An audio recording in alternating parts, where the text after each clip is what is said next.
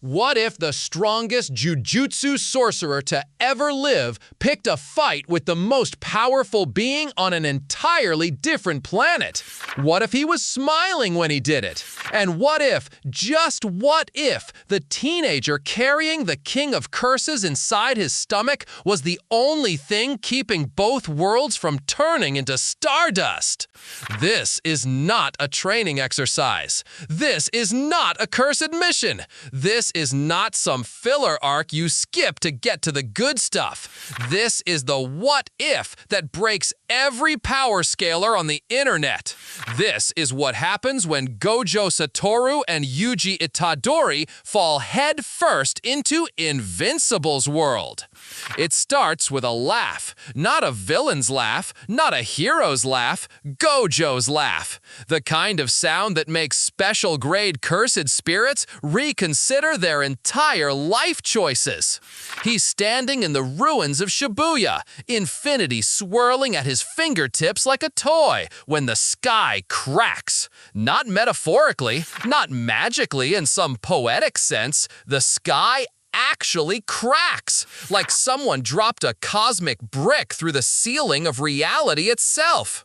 Yuji is 10 feet away, chest heaving, Sukuna's marks burning across his skin like angry tattoos, and he sees Gojo's head tilt in that specific way he does when something genuinely interesting happens. "Sensei," Yuji calls out, voice raw from battle. Gojo doesn't answer. He's too busy staring at the fracture above them.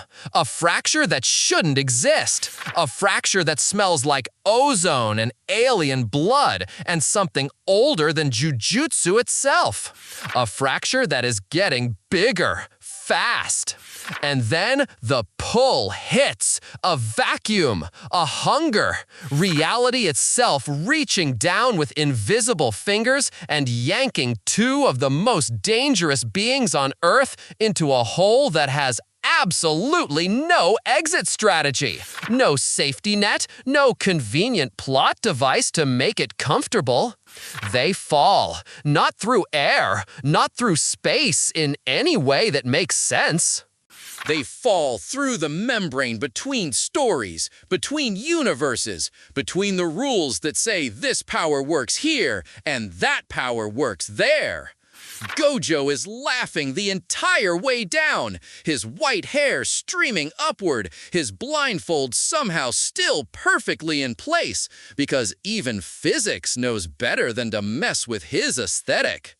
Yuji is screaming, not from fear. Okay, maybe a little from fear, but mostly because the velocity is impossible, the colors are wrong, and somewhere in the dark, Sukuna opens one of his 4 eyes and thinks, interesting. They hit ground like a meteor strike, or rather, they hit a Viltrumite. The impact crater is 50 feet wide and smoking. The civilian evacuation that was already in progress becomes a full-blown panic of biblical proportions. Car alarms shriek, glass rains from buildings that weren't even hit. And standing in the center of the dust cloud, brushing white hair from his eyes with a casualness that should be illegal, Gojo Satoru looks up at a sky with 2 moons and says the words that define every bad decision he's ever made. Well, this looks fun. Yuji rolls to his feet, Sukuna's energy coiling in his gut like a living thing that just found a new buffet. And he sees what Gojo sees. A world in flames. Not the targeted surgical destruction of cursed spirits. Not the contained chaos of jujitsu battles where sorcerers try to minimize collateral damage. This is orbital bombardment. This is an invasion. This is a species called Viltrumites turning Earth into their next acquisition, their next footnote, their next graveyard.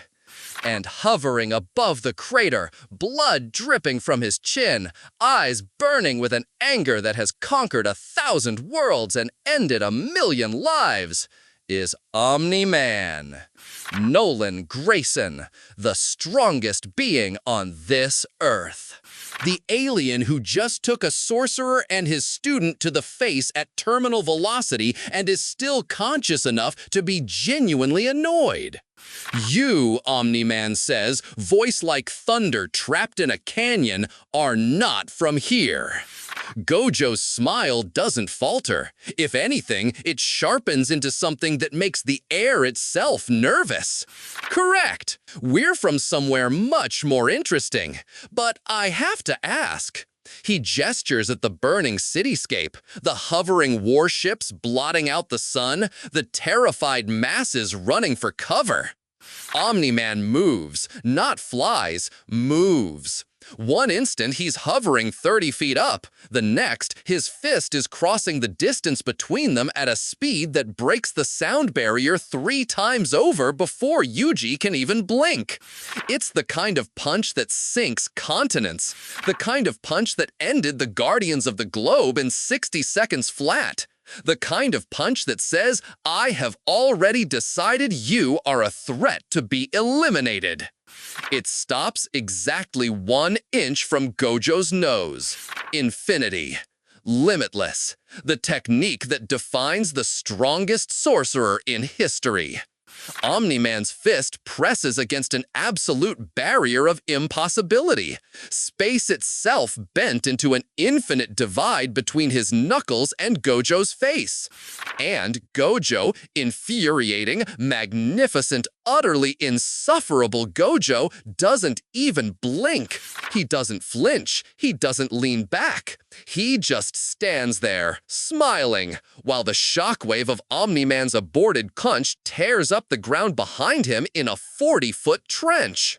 Speed is impressive, Gojo says, raising a single finger like he's grading a student's homework. Power is admirable. But have you ever tried technique? Hollow purple. The convergence of limitless attraction and limitless repulsion. A sphere of deletion that erases everything in its path, not destroys, not damages, but removes from existence entirely. It forms at Gojo's fingertip, purple and terrible and hungry in a way that has nothing to do with appetite and everything to do with negation. And for the first time since arriving on Earth, for the first time in centuries of warfare and conquest, Omni-Man's eyes widen. He dodges.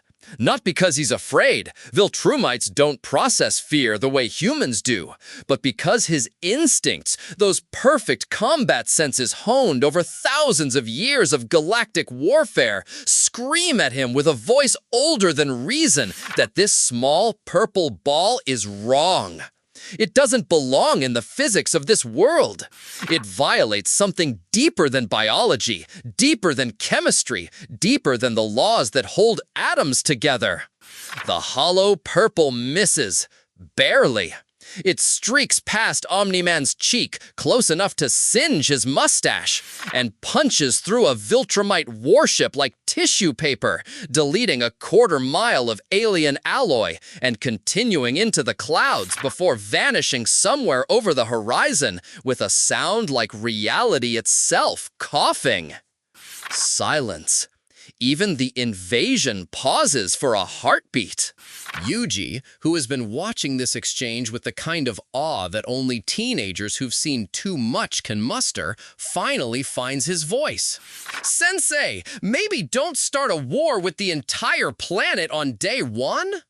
Gojo shrugs, that lazy, dangerous gesture that means he's already committed to the bit and bought the t-shirt. Too late. Besides, Yuji... He points at the sky, where more Viltrumites are descending by the dozen, their white and blue uniforms stark against the smoke and flame. I think they started it. And that's when Mark Grayson, Invincible, hits the scene. Young, desperate, already bleeding from a dozen wounds that would kill any normal human, he crashes down between the sorcerers and his father with a ferocity that makes Yuji step back. Not from fear, from recognition. This kid is fighting someone he loves. This kid is trapped in a nightmare he didn't choose, wearing a costume that's getting torn to shreds, carrying a weight that would break most adults into powder. "Stay away from him!" Mark roars, fists clenched, body trembling with exertion and terror and a love that hurts to look at. Yuji looks at Mark. Mark looks at Yuji. Two teenagers carrying weights that would crush mountains. Two hearts beating in chests that have been punched, stabbed, broken, and rebuilt by sheer, stubborn, absolutely unreasonable willpower. "Hey," Yuji says, raising a hand in what he hopes is a peaceful gesture. "We're not with the invaders. We're lost." Mark doesn't lower his fists. His eyes are wild, protective, exhausted. "Lost? You just dropped out of a hole in space and nearly killed my dad." "To be fair," Gojo interjects, somehow now sitting on a piece of rubble that wasn't there a second ago, "your dad tried to punch me first. Self-defense. Also, he's fine. Viltrumites are durable. I read that in the narrative subtext." "You what?" "Never mind." Gojo stands, dusts off his hands, and turns to face the descending army. 12 Viltrumite soldiers, warriors who have conquered galaxies, who have wiped out civilizations for the crime of existing, who have never, in their collective eons of warfare, encountered anything resembling cursed energy. "Yuji, you feeling okay?" Yuji touches his stomach. Sukuna is awake. Not in control, never that easily, never without a fight, but watching, observing. The king of curses has seen cursed spirits, shamans, gods of death, and the abyss itself. But aliens? Interdimensional conquerors with perfect hair and worse attitudes? The novelty has piqued his interest, and that interest feels like liquid fire in Yuji's veins, like swallowing a star. "I'm good," Yuji says, and means it. "What do we do?" Gojo's blindfold is off. The 6 eyes blaze with a light that has no color in this world spectrum. A pale blue that seems to see through skin, through time, through the very narrative structure of the universe itself. We do what we always do. We win. Spectacularly! The Viltrumites attack as one, a coordinated assault that has ended armies, shattered planets, and broken the will of species across the galaxy.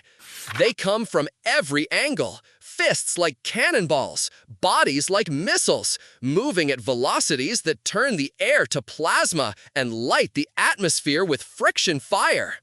They are the peak of biological evolution, the apex predators of a galaxy-spanning empire, the monsters that make other monsters prey. And they run headfirst into infinity. Gojo doesn't move. He doesn't dodge. He doesn't block in any conventional sense. He simply exists in a space they cannot touch, cannot approach, cannot comprehend with their Viltrumite minds that understand force and velocity and mass, but have never encountered a man who made distance itself a weapon. Their fists slow as they near him, velocity bleeding into an infinite regression that never closes. Their bodies strain against mathematics that rewrite themselves around his frame, muscles screaming as they push against concepts instead of air. "Attraction," Gojo whispers, and the word sounds like a verdict. Red, the glow of limitless attraction. It pulls 3 Viltrumites together with a force that ignores their mass, their momentum, their genetic perfection. They collide in a tangle of broken bones and shock, screaming as they're crushed into a ball of alien meat and armor by a gravity that comes from nowhere and answers to no star. "Repulsion," Gojo continues, and now he's walking forward, casual as a stroll through a park. Blue, the glow of limitless repulsion. It hurls 4 more Viltrumites skyward, not just pushing them, but accelerating them through an infinite regression of force until they're specks, then gone, punched into orbit by an equation made feasible, a math problem that solves itself with catastrophic finality. And deletion, Gojo finishes, forming the purple sphere between his palms with the ease of someone rolling a cigarette. Hollow purple expands. Not the pinpoint attack from before. This one grows, swells, becomes a wall of negation that erases everything in its path. The remaining Viltrumites try to flee, their bodies capable of surviving supernovas and black holes and the crushing depths of gas giants cannot outrun a concept. The purple wall touches them, and they cease.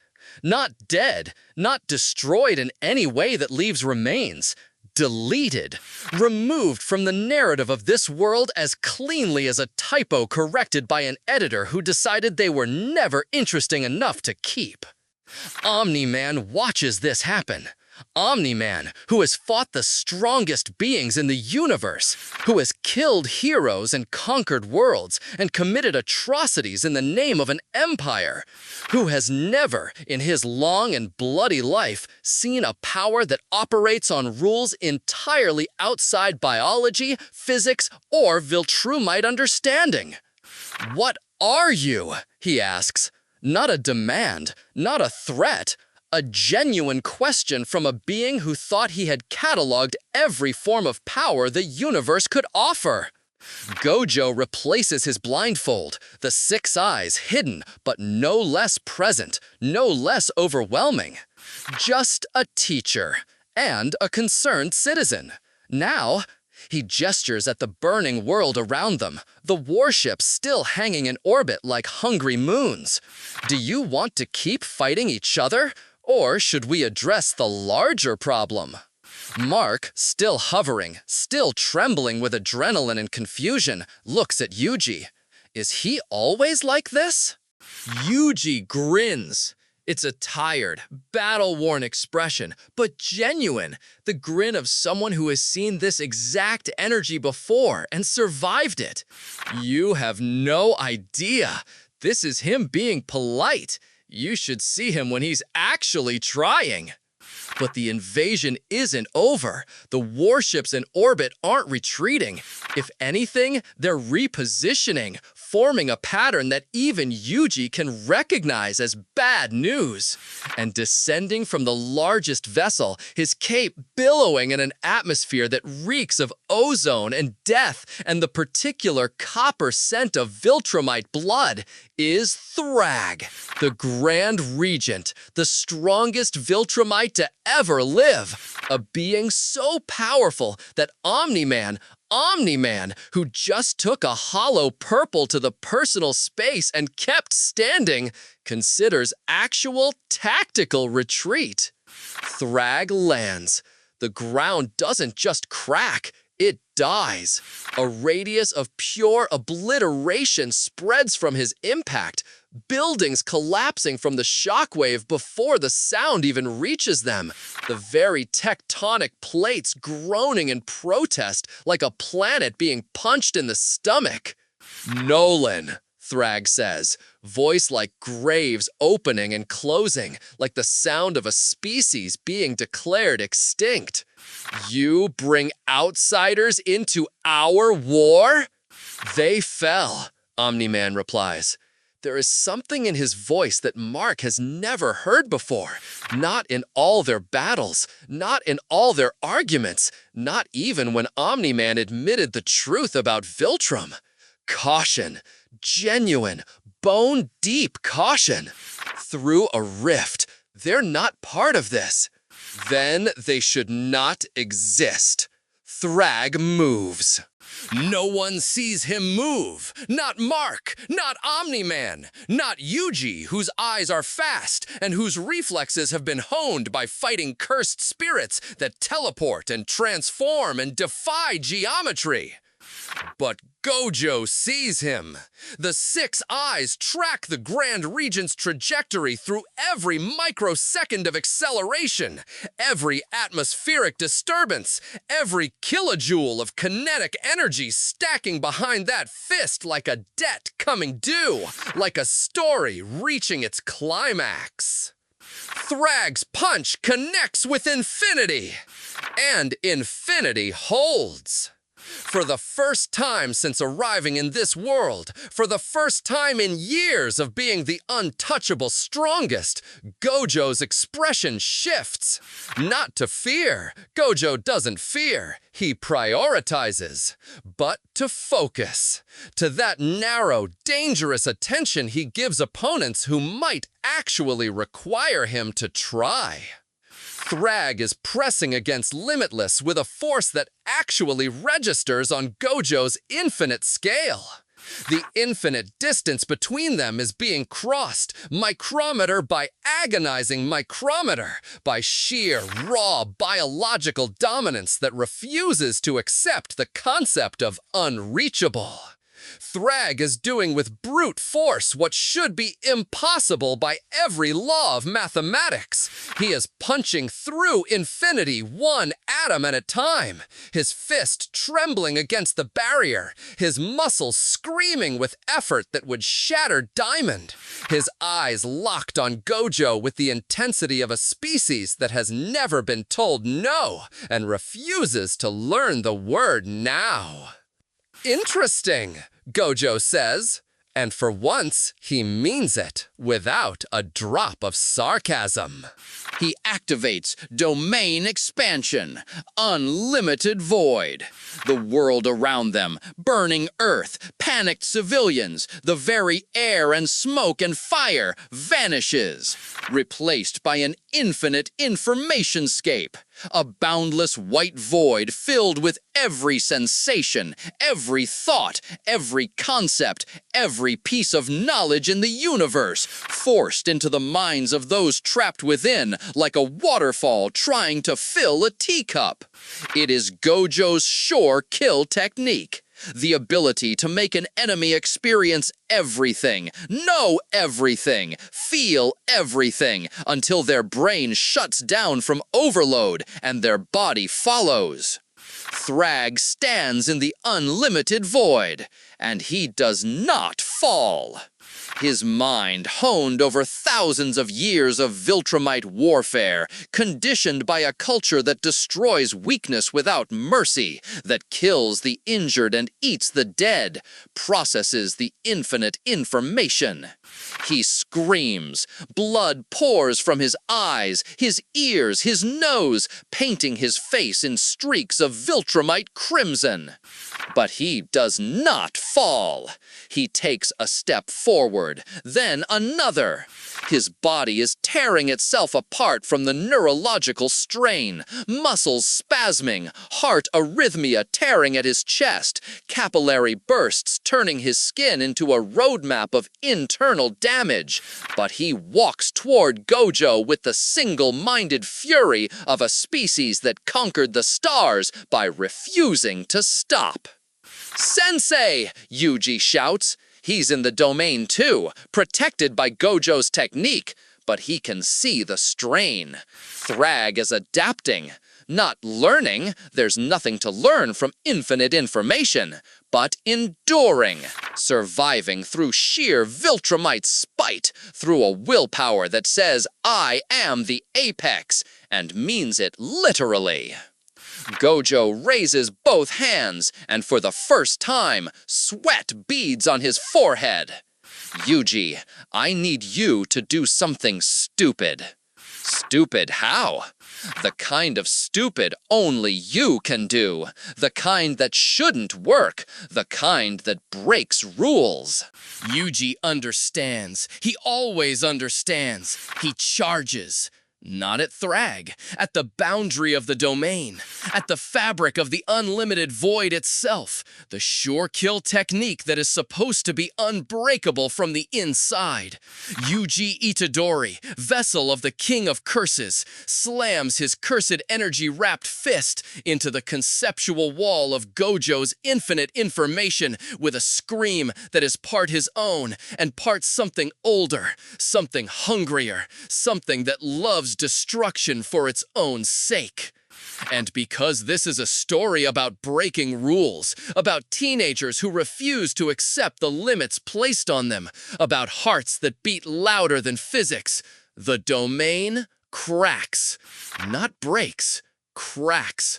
A hairline fracture in the infinite white, a flaw in perfection, a mistake in the math. And through that crack, Sukuna speaks.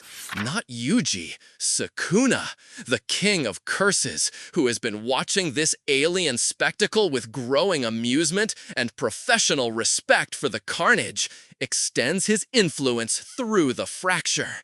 Just a whisper, just a taste, a single finger's worth of cursed energy. But a taste of Sukuna's malevolent intent, his domain of death, his 1,000 years of accumulated malice, mixed with the information overload of Gojo's void, hits Thrag like a second sun made of poison. The Grand Regent stops walking.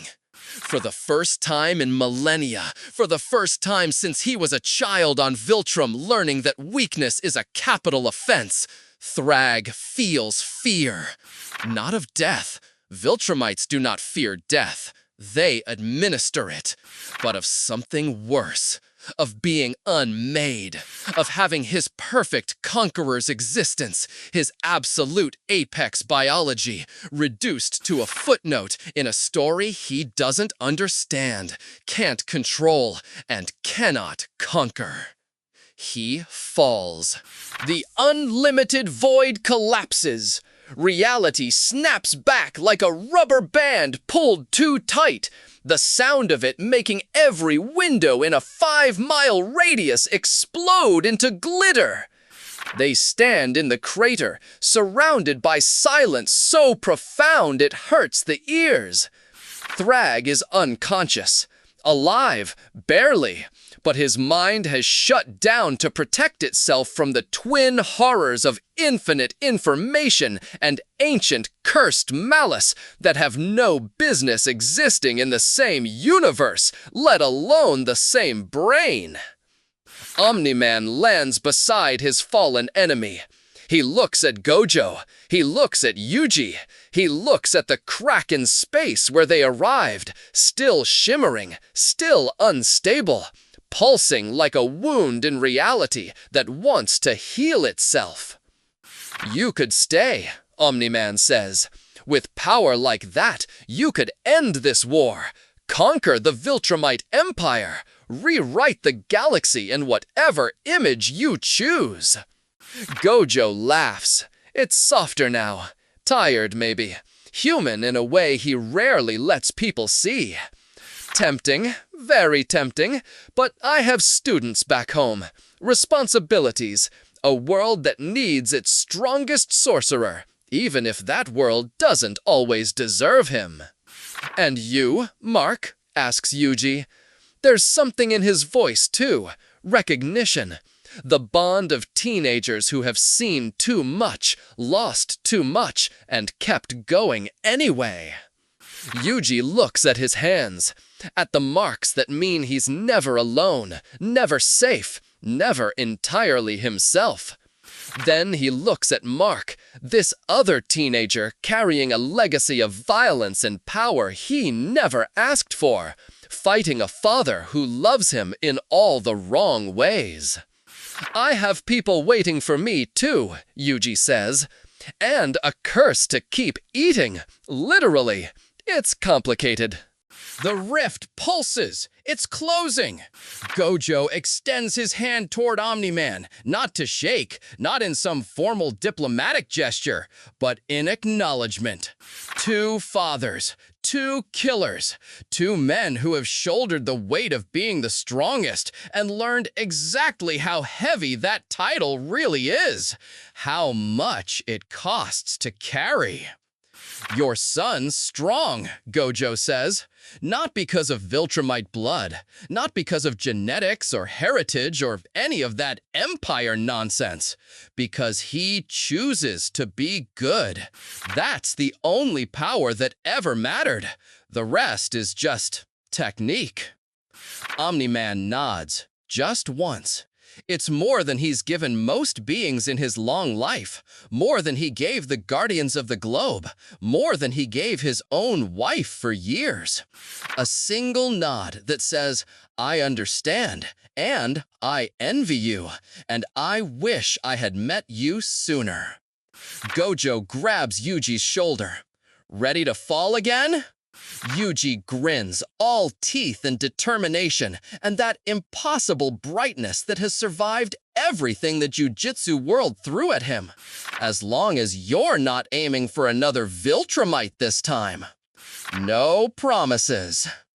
They jump into the crack, into the dark between worlds, into the swirling chaos of dimensional transit that feels like being unmade and remade 1,000 times in a single breath, into the next what if waiting to be told, the next story waiting to be broken.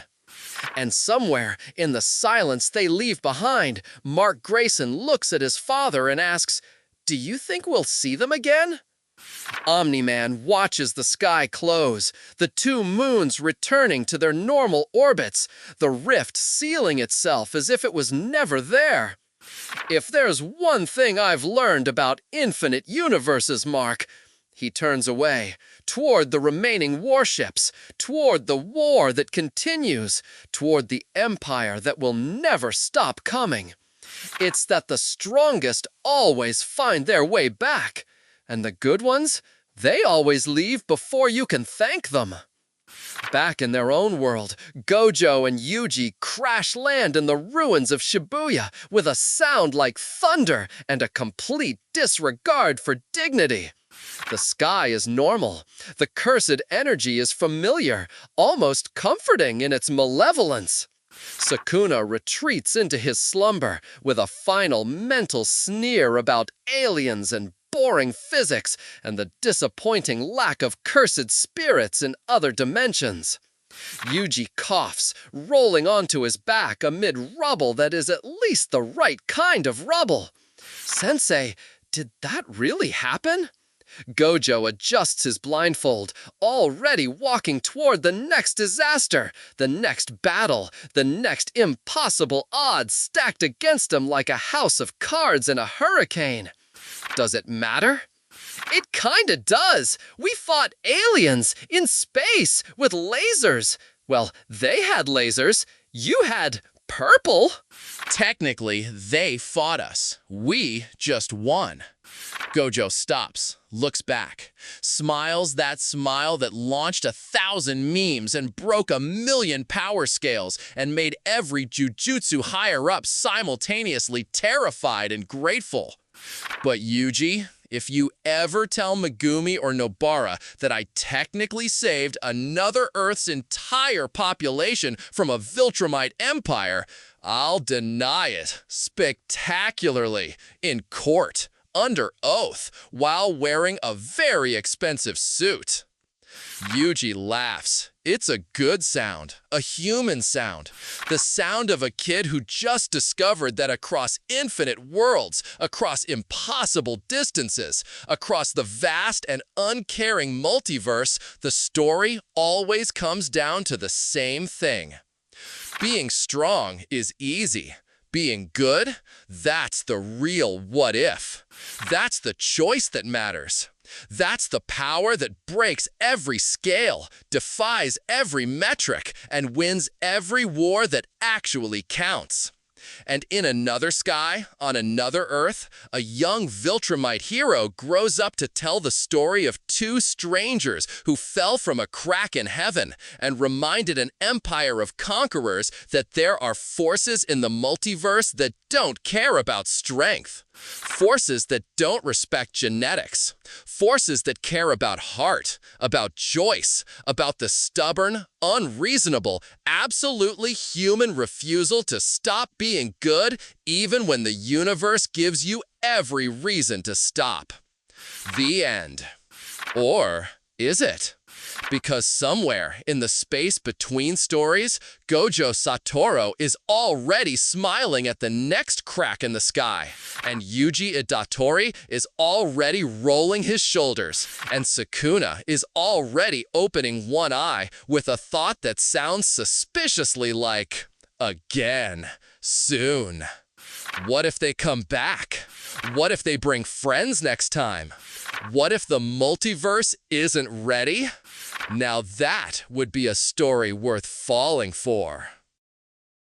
If you like, subscribe for more upcoming, more interesting, exciting what-if scenarios. Thanks for watching!